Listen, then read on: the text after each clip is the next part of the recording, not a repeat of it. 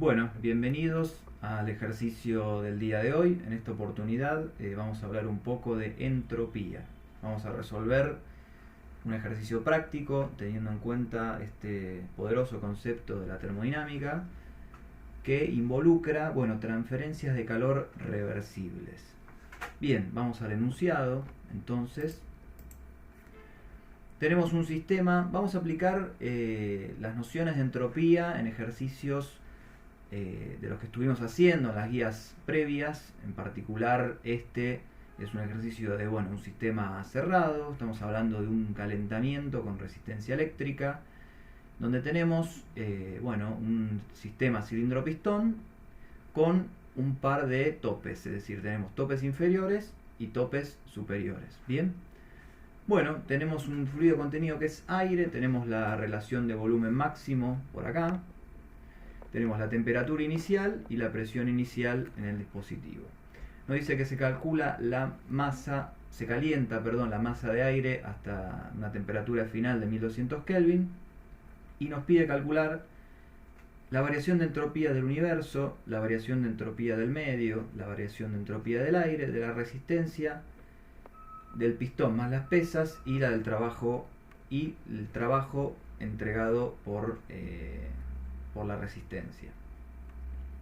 Entonces, en primer lugar, como veníamos haciendo siempre para los ejercicios del sistema cerrado del primer principio, vamos a definir los estados, ¿no? Considerando las condiciones que nos da el problema, vamos a calcular el volumen inicial, ya que tenemos datos de presión, temperatura y masa. Esto ya lo hicimos. Y consecuentemente tenemos que definir el estado final del sistema. En el estado final tenemos la temperatura final, lo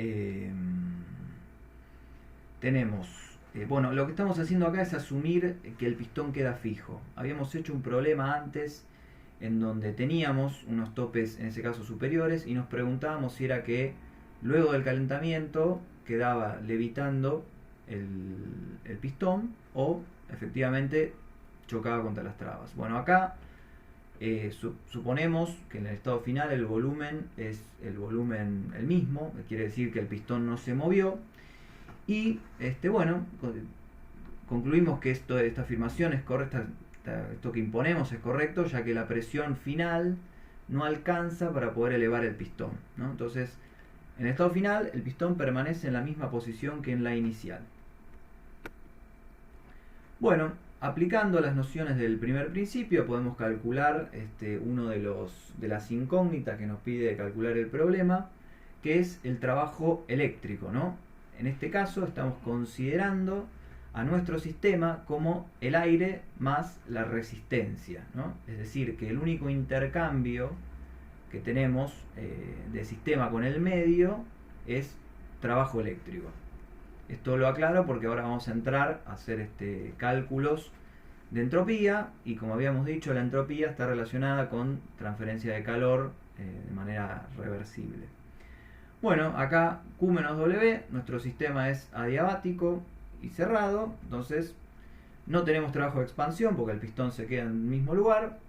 Acá yo omití colocar toda la fórmula, supongo que ya ustedes están muy familiarizados con esto, no hace falta, pero habría que desglosar esa ecuación del primer principio, teniendo en cuenta que estamos considerando gases ideales.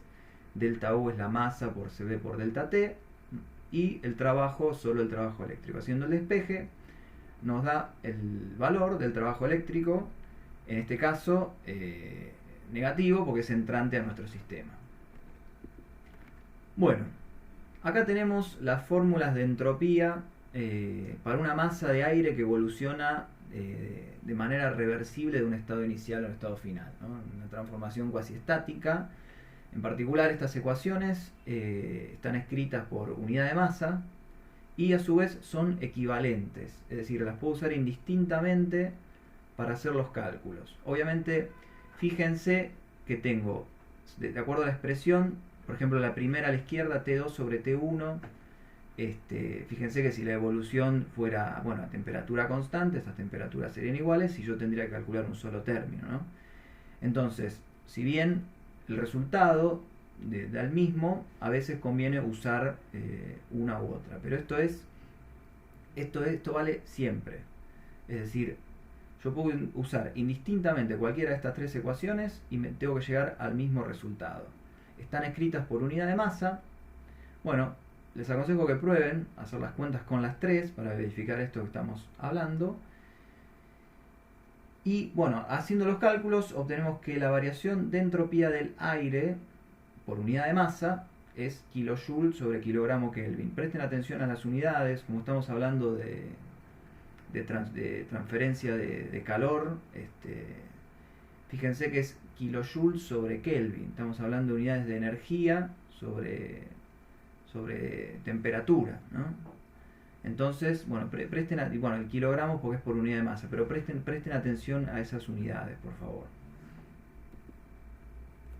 Bueno, para la entropía, para la variación de entropía del medio decimos que es cero. Decimos que es cero porque, como dijimos antes, la entropía tiene que ver con los intercambios de calor y en este caso mi medio es la resistencia, pero de la manera que yo estoy considerando el sistema no tengo ningún intercambio de calor con el aire. Entonces decimos que es igual a cero, que es igual a la variación de entropía de la resistencia, ¿no? En este caso, la resistencia pasa a ser el medio.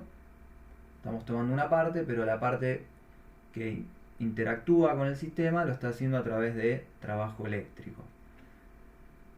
Bueno, para hacer los cálculos de la entropía del universo simplemente hay que sumar estas dos componentes y tenemos que recordar acá que este valor siempre nos tiene que dar, mejor dicho, tiene que dar igual o mayor a cero.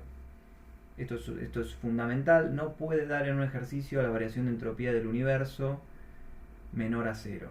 Esto es por el enunciado que dice que la variación de entropía del universo, o la entropía del universo, mejor dicho, aumenta permanentemente, ¿no? La variación es igual a cero para transformaciones reversibles y es mayor a cero para transformaciones irreversibles, ¿no? Es igual a cero para transformaciones idealizadas, ¿no? Siempre que haya una irreversibilidad, la variación de entropía del universo va a ser mayor a cero. Esto lo vamos a ver cuando definamos el rendimiento isentrópico, que tiene que ver con cuánto yo me alejo de un proceso ideal, o el diagrama temperatura-entropía, ¿no? Que si tuviese una transformación, el diagrama temperatura-entropía tenemos, en el diagrama de ordenada tenemos temperatura y en abscisas tenemos entropía. Entonces, si yo estoy en una transformación adiabática reversible, me voy a mover a lo largo del eje de ordenadas. Si yo tengo alguna irreversibilidad, y bueno, la entropía va a aumentar en ese diagrama, ¿no? Esto es un concepto importante que nos va a llevar a definir, bueno, el rendimiento isentrópico tanto para un compresor como para una turbina, que después vamos a aplicar en algún cálculo, por ejemplo un ciclo Joule-Brayton, que de hecho va a ser el ejercicio que les voy a pedir que resuelvan. Y bueno, ahí se van a ver, en particular lo vamos a aplicar para gases ideales, ¿no? Estos rendimientos pueden no calcularse solo para gases ideales, pero bueno, en este caso, como todavía no entramos en la unidad de sustancias puras, vamos a ver cómo obtenemos esos rendimientos o cómo se expresan tanto para compresores, para turbinas, pero siempre es un número menor a 1 que me marca eso, cuán irreversible es el proceso, cuánto yo me alejo de un proceso reversible, de un proceso ideal, respecto de un estado ideal, cuánto yo me alejo, cuán irreversible es mi proceso. Bueno, el ejercicio que les voy a pedir que resuelvan es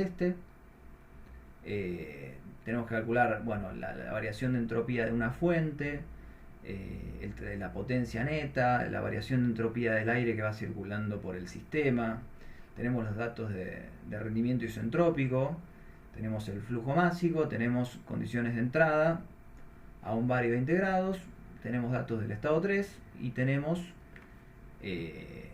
datos del estado 4. En particular tenemos un compresor y una turbina y una potencia neta y una fuente que está entregando calor.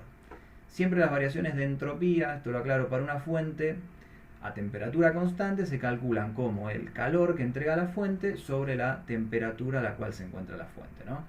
Y considerando a la fuente como sistema, cuando yo calculo la variación de entropía de la fuente, como mi sistema es la fuente y el calor, digamos, está yendo, es negativa. Así que las variaciones de entropía para una fuente a temperatura constante dan negativas. Bueno, los invito a resolver este problema. De última lo charlamos, lo hacemos juntos en la clase. Y bueno, muchas gracias por su atención y nos vemos en la próxima clase.